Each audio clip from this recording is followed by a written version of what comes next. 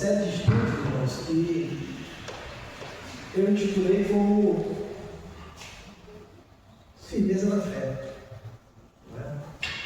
Hoje nós vamos falar sobre o caminho da maturidade cristã. O caminho da maturidade cristã. Irmãos, estamos aí caminhando na segunda carta do apóstolo Pedro. Se situe aí, por favor.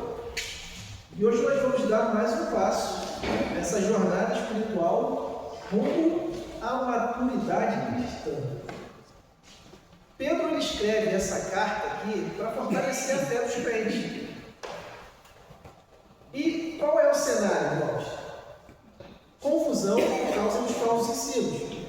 Então nós temos uma igreja nova que estava sendo confundida por causa das falsas doutrinas que estavam sendo disseminadas naquela congregação. Pedro ele desejava que aqueles irmãos crescessem espiritualmente, que eles se mantivessem firmes na graça, não só na graça, mas também como no conhecimento de Cristo. E assim como uma planta ela precisa de cuidados para crescer, a fé também ela precisa ser cultivada. Então, no primeiro estudo, na semana passada, nós falamos sobre o chamado, sobre o crescimento da fé verdadeira, ou melhor, sobre crescermos na fé verdadeira. E agora nós vamos trabalhar. Pedro vai nos ensinar, vai nos mostrar o caminho prático desse crescimento espiritual. Uma coisa, irmãos, que a gente precisa sempre pensar, lembrar, anotar, viver, trazer isso para as nossas vidas, que a fé é dinâmica. A fé, ela precisa produzir frutos visíveis para a nossa vida. Jesus fala isso, né? Aliás, o Novo Testamento fala isso. Em Tiago, nós estudamos. Você diz que tem fé, você tem que mostrar o quê? As obras. Porque não adianta você dizer que tem fé e você não ter boas obras.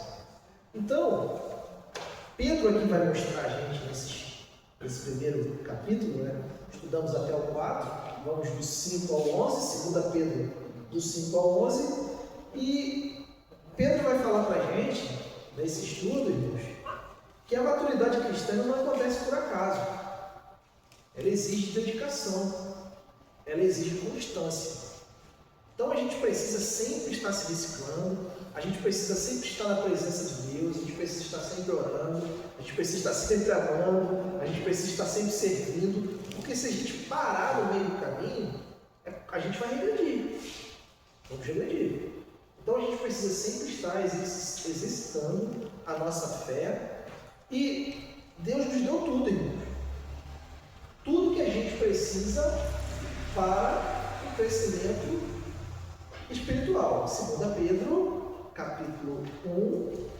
Vamos continuar na mesma coisa da semana passada. Agora a gente vai do versículo 5 em diante.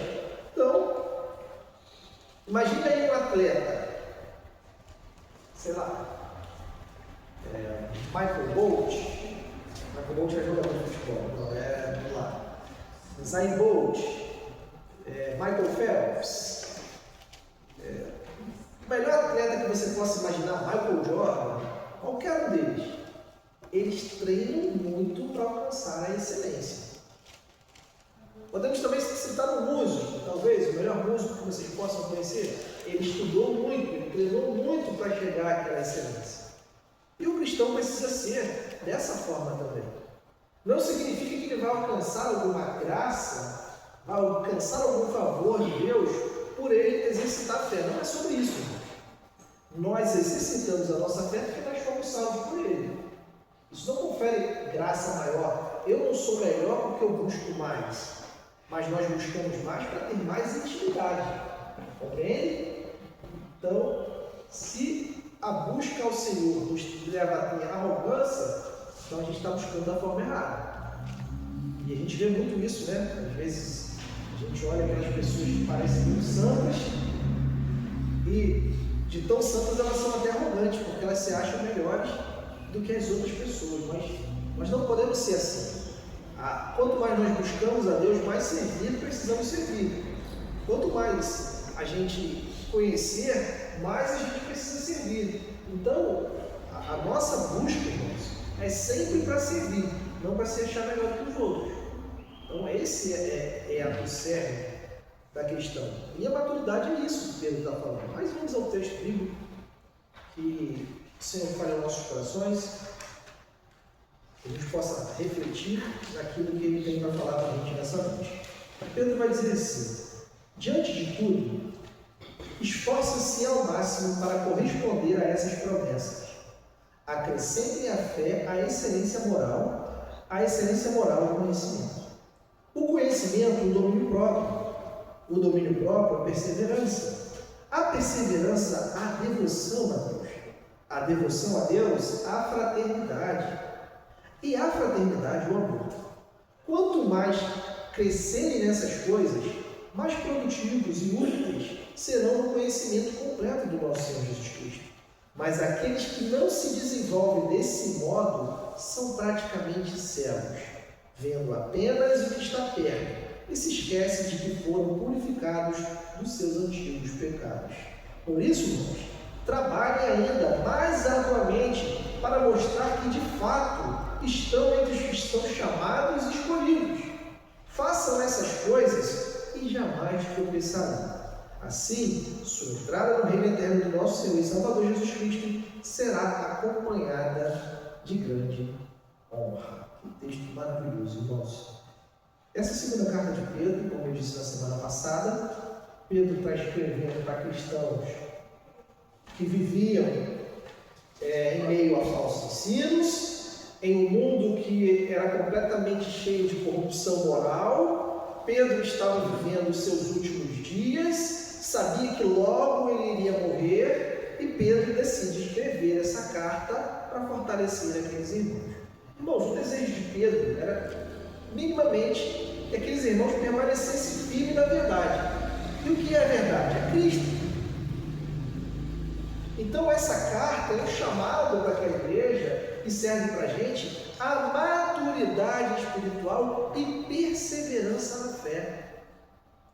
Porque diante dos falsos ensinos, diante das coisas erradas que nós vemos as pessoas ensinando no dia de hoje, nós precisamos de maturidade espiritual e nós precisamos de perseverança na fé. Que os dias que a gente vive, irmãos, são tão perigosos quanto os dias daqueles apóstolos. E olha que hoje a gente tem a Bíblia. Se você ligar a televisão no canal desse evangelho, dificilmente você vai saber se aquilo ali de fato é cristão. Se você ouvir um programa de rádio hoje e ouvir 300 pastores falar, dificilmente você vai saber, se você não conhecer a palavra de Deus, se aquele pastor está falando de fato que a Bíblia não vai falar. Olha, eu tenho visto um cidadão aí que eu já conheci ele de tempos atrás, mas agora ele está ficando famoso, e o nome dele é Tupirani da Hora Loures, é de uma igreja de Santo Cristo. Não vou nem chamá-lo de pastor, mas ele está ficando famoso por frases, né, que podem ser verdades para alguns. Ele não prega a Bíblia. E ele chega em púlpito e fala assim: que Deus amaldiçoe o Detran, porque multa as pessoas de forma indevida. Que Deus amaldiçoe os advogados que fazem coisas erradas. Que Deus amaldiçoe o STF. Que Deus amaldiçoe. E ele não gosta de político nenhum. Que Deus amaldiçoe os políticos. E detalhe, ele não é de direita nem de esquerda. Não é de direita nem de esquerda. Toda a política para ele, ele prega isso de culto xingando, tá? Não vou falar aqui as palavras que ele usa, ele xinga os piores palavrões. E a igreja toda, glória a Deus, amém, aleluia. E eu fico olhando assim, aonde é que está o discernimento dessas pessoas? Aonde é que está? Ele não pega a Bíblia e lê, ele conta a história e vai dizendo, contando as coisas dele. Irmãos, é terrível a situação que a gente está vivendo hoje. Pode ser coisas do nosso cotidiano. Se chegasse uma pessoa que falasse mal de Ah, o prefeito não faz nada. Ah, a nossa cidade está entregue à bandidagem. Sim, tem um governante que faz de fato muita coisa. Mas esse é o local de ser falado isso? Não. Independente, irmão, se o político A, se o prefeito faz ou não faz, o que a gente tem que falar é do Evangelho. Não adianta eu viver numa cidade linda, maravilhosa, e as pessoas não serem cristãs. Quem estava com a gente lá no Jardim Botânico? O irmão Juvecino foi, o irmão Walter foi, fomos alguns irmãos. O pastor Judiclei agora está assumindo uma outra igreja também para ele ajudar. A igreja no Jardim Botânico, Zona Sul do Rio. Os membros daquela igreja são todos de pessoas de fora do bairro. E aquele bairro de Jardim Botânico, que é um bairro grande, bonito, de pessoas com dinheiro, é um bairro de tremendo vazio espiritual. Quase ninguém lá é cristão, quase não tem igreja, e as igrejas que tem lá são igrejas pequenas, de pessoas que são de fora do bairro. E aquelas pessoas precisam ouvir Jesus. Então, não adianta a gente chegar lá de púlpito e ficar dizendo, o governo é isso, o bairro lá está maravilhoso, mas e Jesus? A gente precisa falar de Jesus. Então, a igreja, a mensagem da igreja é sobre Cristo. Então, nesse contexto, Pedro lembra que a igreja, apesar de precisar ter uma vida de devoção, ela precisa anunciar o Evangelho. Então não é porque o que a gente acha certo lá fora significa que tem que ser pregado aqui, irmãos. O que tem que ser pregado na igreja é o Evangelho. Todas as outras coisas têm locais específicos para ser falado. O local do Evangelho é aqui. Eu posso chegar na prefeitura e falar do Evangelho? Até posso, devo. Mas é lugar para isso? Não, mas a gente tem que falar, porque a gente tem que pregar em todo qualquer lugar. Mas o prefeito vai falar, o vereador vai falar, o que tiver que falar de política lá, o Evangelho dele tem que o cristão de fato tem que pregar tempo fora de tempo, mas a nossa mensagem como igreja precisa ser a mensagem de Cristo. Então Pedro mostra que o verdadeiro conhecimento de Cristo é a base para o crescimento espiritual, irmãos. Esse crescimento não acontece de forma automática. Infelizmente, tem muito cristão preocupado com as coisas desse mundo, irmãos. Irmãos, a nossa vida, ela passa muito rápido. Eu falei no domingo, e repito, nós fomos criados para a glória de Deus. O tempo está passando e a gente precisa falar de Cristo com mais pessoas que a gente pode falar. Daqui a pouco a trombeta toca para muitos de nós. E como seremos cobrados? Então, nesse estudo nós vamos ver 3 pontos importantes sobre o que é a maturidade cristã. E o primeiro ponto que Pedro trabalha nesse texto é o esforço espiritual que devemos empregar, irmãos.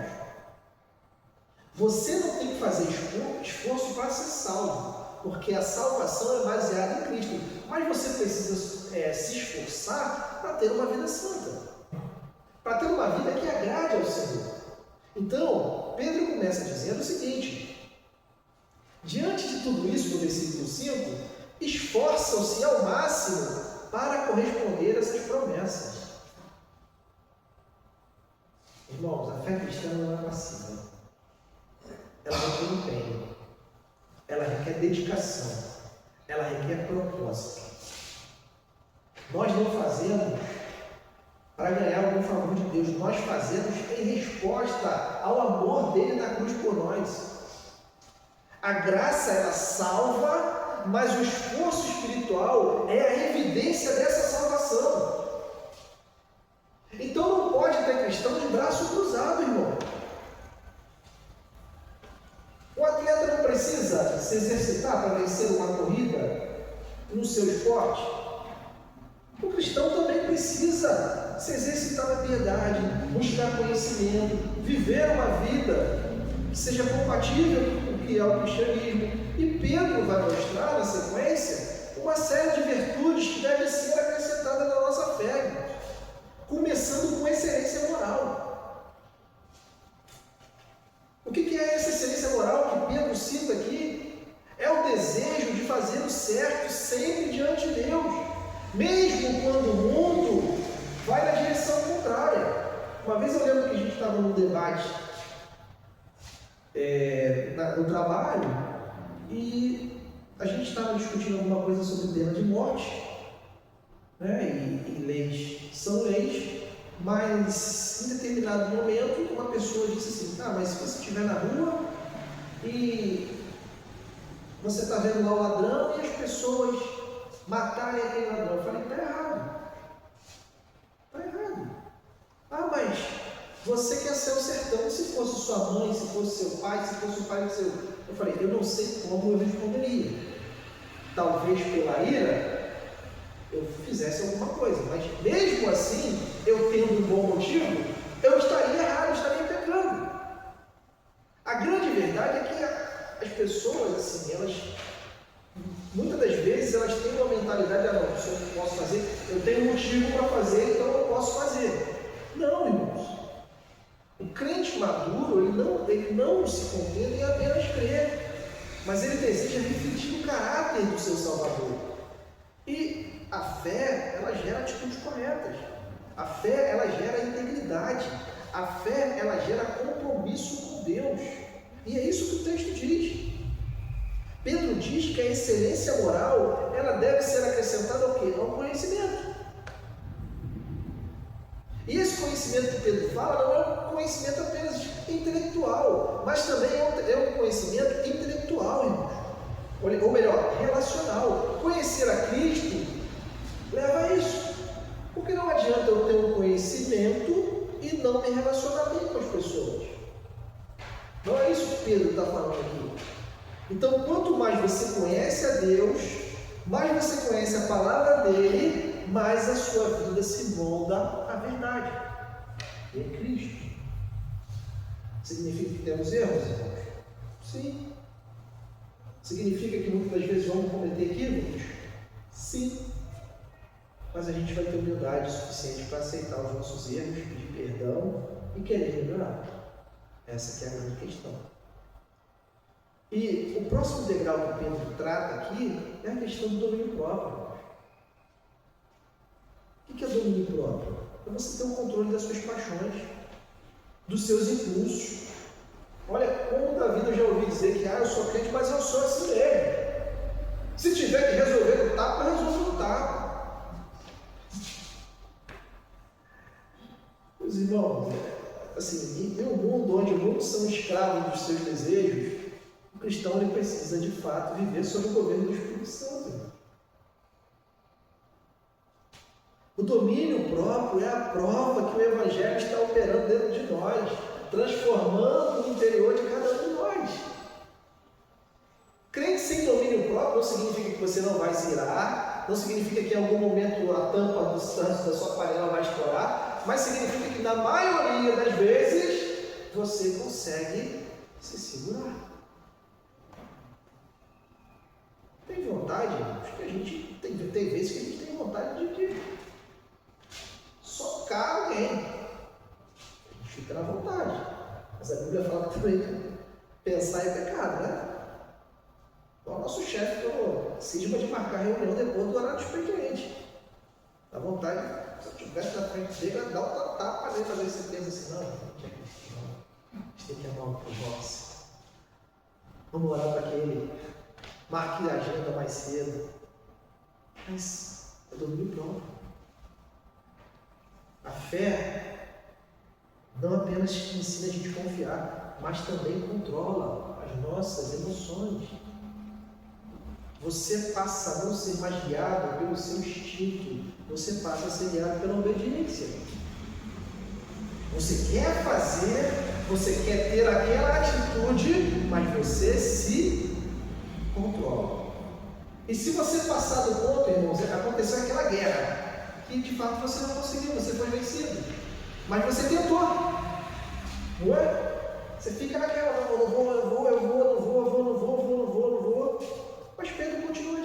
no versículo 6 e 7. Que a perseverança, que a fé, Pedro diz assim, ó, a fé, perseverança. Perseverança, a devoção a Deus. A devoção a Deus, a fraternidade e, por fim, amor. Irmãos, a perseverança é a firmeza diante das dificuldades. Perseverança é você passar pela dificuldade e você conseguir se manter alinhado com as coisas. A devoção aqui é a entrega diária ao Senhor. A fraternidade é o caminho, ou melhor, é o cuidado pelos seus irmãos.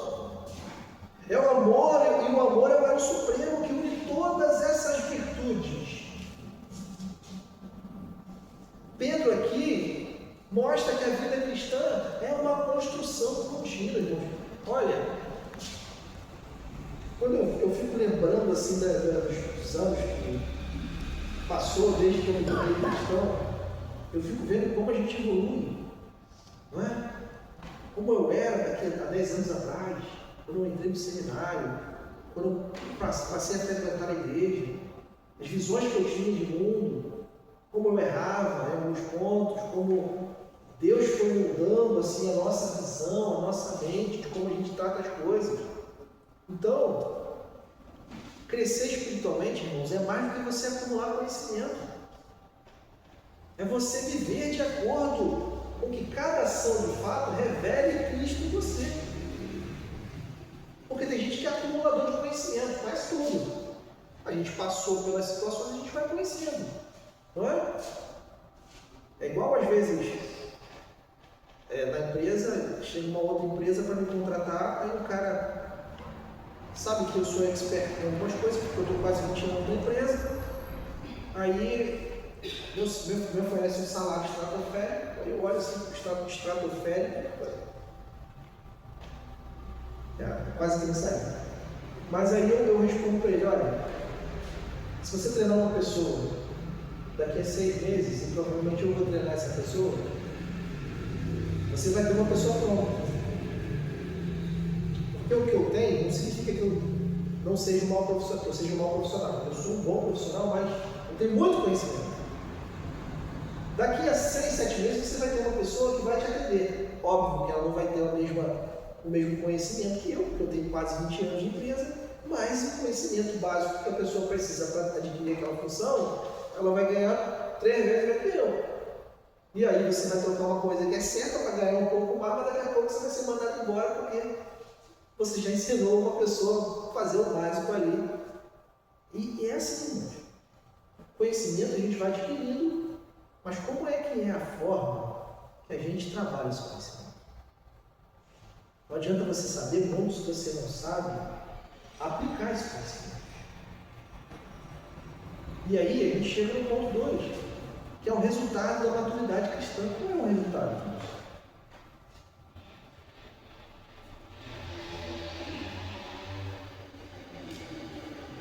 Pedro vai afirmar o seguinte, no versículo 8. Quanto mais crescerem nessas coisas, tudo isso que a gente já falou, coisas mais produtivas e úteis serão no conhecimento completo do nosso Senhor Jesus Cristo. Olha só, quanto mais crescer nessas coisas que ele falou, mais produtivos e úteis serão no conhecimento completo do nosso Senhor Jesus Cristo. Pedro aqui mostra que o resultado natural do crescimento espiritual é a produtividade da fé. O cristão maduro, ele não fica parado, ele não fica estagnado, ele é frutífero. A sua vida gera impacto, a sua vida edifica os outros, a sua vida glorifica a Deus. Então, a maturidade cristã, irmãos, ela não é medida pelo tempo de igreja, mas ela é medida pelos frutos que evidenciam a Cristo. Guarda isso. O apóstolo deixa claro que o crescimento espiritual é progressivo. Ele fala no início, quanto mais crescerem nessas coisas. Irmãos, a vida cristã é um processo contínuo que nunca termina nessa terra. quanto mais a gente habitar aqui, por mais idade que o irmão possa ter, o irmão ainda vai crescer. E uma coisa que eu sempre ouvi dos meus pastores e mentores: se você para de aprender, você para de ensinar. Entendeu? Se você para de aprender, você para de ensinar. Por que hoje existe muitos ministérios defasados? Porque os pastores simplesmente, os líderes simplesmente não querem mais aprender. O cara está com a cabeça lá em 1960, 1970 e acha que está bem.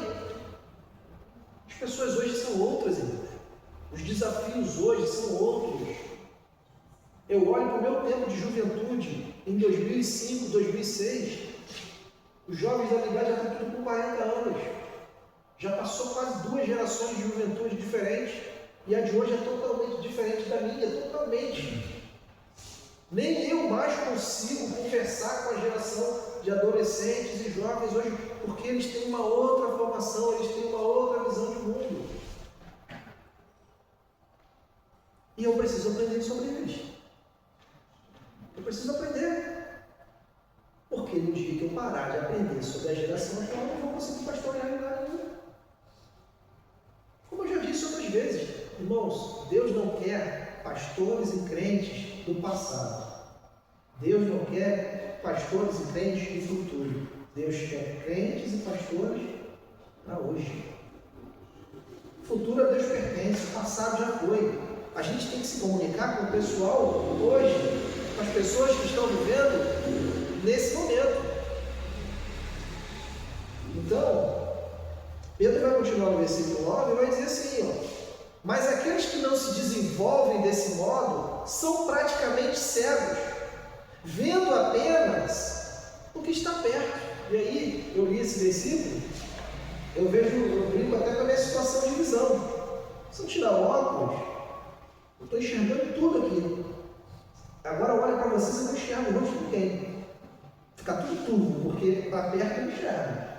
Aqui, se eu ficar sem óculos aqui, eu não consigo ler o meu esboço, falar, mas eu não consigo olhar a vista aqui, o rosto de ninguém aqui. Fica tudo como se fosse embaçado mesmo. E Pedro dá essa visão. Pedro aqui está falando de cegueira espiritual que impede o crente de enxergar o propósito de Deus. E aí eu retorno, irmãos, tem muito crente voltado para o passado. Tem muito crente preso. Olha, eu lembro da minha juventude, irmãos, eu fico muito alegre. Sinto até os cheiros, lembro das músicas, lembro de como eram as coisas. Mas fico lá, mas não quero voltar para lá. Olha aqui, eu me tornei depois de tantos anos. Não quero voltar para lá. Lembro com carinho, lembro com paixão, mas Deus me quer hoje. Tem muitas coisas que eu aprendi lá que são importantes para hoje, mas tem muitas coisas que eu preciso aprender. Então, o cristão imaturo, ele vive limitado ao presente e ao passado, dominado pelas preocupações, dominado pelos desejos momentâneos que ele tinha no passado, e ele acha que aquilo ali é a visão de mundo dele. Irmãos, quem não cresce espiritual perde a perspectiva eterna, se torna espiritualmente míope. O texto está dizendo, são praticamente cegos, só vê o que está aqui, ó. E muitas das vezes o que está lá é o que a gente precisa ver. E aí Pedro segue dizendo, continua dizendo, que esse se esquece de que os seus pecados antigos foram purificados. Isso é grave, irmãos, porque o esquecimento da graça nos leva à ingratidão, nos leva à indiferença espiritual. Se você esqueceu que Deus tirou os seus pecados, isso vai te levar à ingratidão, você vai ser uma pessoa ingrata. O crente não consegue lembrar de onde foi tirado, ele perde o senso de dependência de Deus, e o Evangelho para ele deixa de ser uma chama-vida, se torna apenas uma lembrança distante. E a gente fica lembrando dos tempos, né? Olha como era bom os corais. Nossa, como era bom aquele tempo. Não é porque o Evangelho para ele se torna momentos. Parece que Deus não fala mais hoje. Parece que Deus não vive mais hoje no meio da igreja. E a gente fica, como era bom aquele tempo. Era feliz. Como eu era feliz. E aí o Evangelho se torna uma lembrança. Parece que Deus não fala mais hoje. Parece que Deus não está presente mais nos nossos cultos, na nossa realidade, porque a gente fica preso no passado.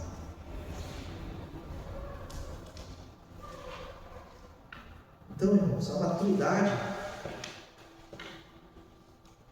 ela é um antídoto contra a cegueira espiritual, contra a esterilidade. Cristo, crescer em Cristo, é manter a memória da cruz acesa. Lembrar que você foi chamado para frutificar.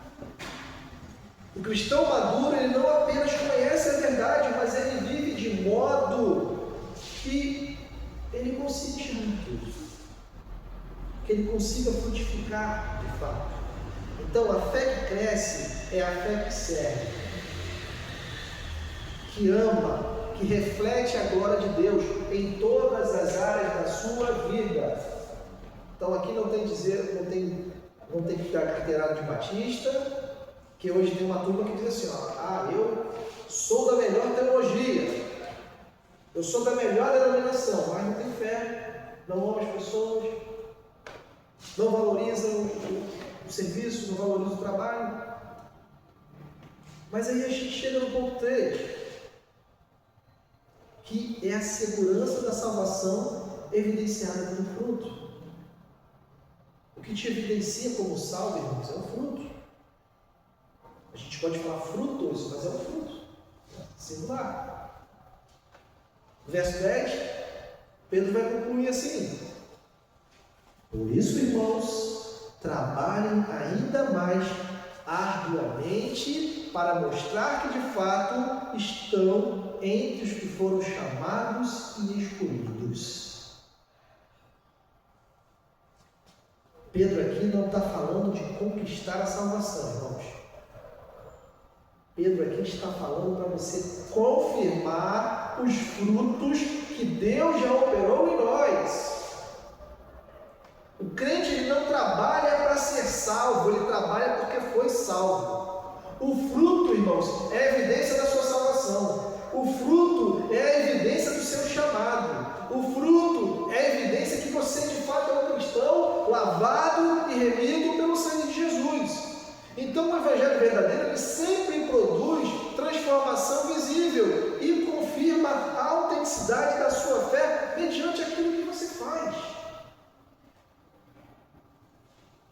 Então o apóstolo ele usa uma expressão forte, ele vai dizer assim: trabalhem ainda mais arduamente. Isso mostra para nós, irmãos, que a vida cristã exige perseverança, ela exige zelo, ela exige constância. Então a graça aqui, ela não anula o esforço humano, mas pelo contrário, ela vai despertar cada um de nós para uma vida com propósito, para uma vida com zelo. E é muito triste, irmãos, quando eu vejo um crente de igreja não ter um propósito. Você pergunta para ele hoje, se eu fosse perguntar para cada um de vocês: irmão, qual é o seu propósito daqui na igreja? Eu vou perguntar para vocês agora: qual é o propósito de vocês na igreja? Responde para o seu íntimo. Por que você está aqui? O que te traz aqui? Por que você frequenta o culto? Para muitos, irmãos, virou como eu posso dizer, uma rotina. Não é? Eu já estou tanto tempo fazendo isso que se torna uma rotina. Mas não pode, irmãos. Alguma coisa tem que acontecer quando a gente vem aqui. E não é você ver anjo, não é você sair recuperando, é você de fato entender que você precisa colocar lá em prática na sua vida lá fora o que você ouve aqui. É dessa forma, é disso que a gente está falando. E Pedro vai dizer, você vai terminar, vai acrescentar no versículo 10, falando o seguinte: façam essas coisas e jamais tropeçarão. Irmãos, o cristão que pratica todas essas virtudes, dos versículos 5 ao 7, ele anda com firmeza espiritual. Ele pode tropeçar em alguma circunstância, mas ele não vai cair da fé, porque ele está firmado em Cristo. A obediência não é o caminho para merecer a salvação, mas é o sinal de que a salvação é de fato real. Então não seja um crente apenas convencido, mas seja um crente convertido. Tenha propósito de vida. Se você não sabe, pergunte ao Senhor, faça a prova com Ele: Senhor, qual é o propósito que o Senhor tem na minha vida? O que me faz ser um membro da Igreja Batista de Deus de Jaguaribe? Por que é que eu estou aqui? Para onde é que o Senhor quer me levar? E aí no versículo 11, Pedro mostra o resultado final dessa caminhada. E ele diz o seguinte: assim, a sua entrada no reino eterno do nosso Senhor e Salvador Jesus Cristo será acompanhada de grande honra. Pedro está dizendo aqui que a perseverança na fé te conduz a uma estrada triunfante no reino. Pedro fala que aquele que vai permanecer fiel será recebido com alegria e honra pelo próprio Senhor. Irmãos, é a maturidade cristã que prepara o crente para o céu. É a maturidade cristã que capacita a viver com olhos voltados para a eternidade. E eu tenho feito muitas perguntas, às vezes, para o Senhor. Quando sempre eu penso em alguma coisa, eu remeto para a eternidade. Eu pergunto assim: Senhor, tá, mas o que isso vai me trazer na prática para me levar para o céu? Alguns planos que a gente faz. Eu já até citei aqui uma vez. E a Deise tem o sonho de conhecer os Estados Unidos, né? E ela sempre fala sobre isso. E de vez em quando ela fala: por que a gente tem que viajar o mundo, tal, etc. Aí eu brinquei com ela e falei: tá bom, você é missionário. Não é? Porque a gente pode ter sonhos, a gente pode ter planos, mas todos os meus planos hoje, irmãos, com sinceridade eu falo: mas o que isso vai implicar no reino de Deus? A gente pode, irmãos, sonhar, mas a gente precisa ter o zelo de colocar sempre o Senhor nos nossos planos. Porque aí eu vejo, aí eu sempre entro: tá, mas qual é a vida que vai durar mais? A terrena ou a eterna do céu? Muitas das vezes, irmãos, a gente está buscando sonhos, ou melhor, a gente está trabalhando com sonhos que, quando a gente alcançar esse sonho, nós vamos ver que também não tinha sentido nenhum. A não ser que sejam sonhos, irmãos, que gerem frutos eternos. Olha, eu sonho com uma igreja viva. Eu sonho com uma igreja que evangeliza, que discipula, que vidas se rendem ao Senhor. Sonho com trabalhos que vidas possam ser salvas. Aí sim. Agora, no nosso pessoal, a gente precisa pensar muito. Não significa que a gente não vai sair de férias, que a gente vai aproveitar a nossa vida. Mas hoje, meus pensamentos são sempre esses. Vamos trabalhar para comprar uma casa, sei lá, na região dos lagos. Aí eu vou e penso assim: eu vou empregar todo o meu esforço numa coisa que depois eu vou morrer, vou partir e vai ficar para outra pessoa usufruir. E aí você perdeu o seu tempo que você podia estar semeando para o céu, falando de Jesus para outras pessoas, mas você está trabalhando para aquilo ali, para alcançar aquele bem ali, e muitas das vezes não serviu de nada. Mais uma vez eu reitero, não significa que a gente não vá ter as coisas, não significa que a gente não vá trabalhar para conquistar os nossos sonhos, mas experimente compartilhar os seus sonhos com Deus. Senhor, em que esse sonho vai implicar na eternidade? Como é que eu posso abençoar as pessoas mediante o sonho que eu tenho?